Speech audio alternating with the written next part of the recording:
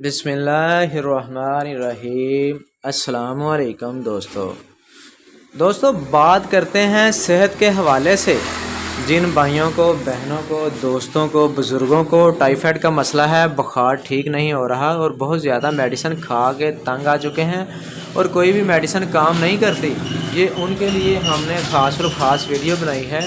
और हाँ, पहले नंबर पे हम आपको बताएंगे बुखार के अंदर नरम ग़िज़ा खाएं। नरम ग़िज़ा खाने से आप एक तो ठीक रहेंगे। बुखार से पहले जो हमारे चैनल पर न्यू हैं, हमारे चैनल को सब्सक्राइब करें, लाइक करें, बेल के बटन पर क्लिक करें ताकि हर नई वीडियो का नोटिफिकेशन सबसे पहले आपके पास आए। और मेडिसिन के बारे में बताते हैं। आपने नाम सुना होगा नोविडेट।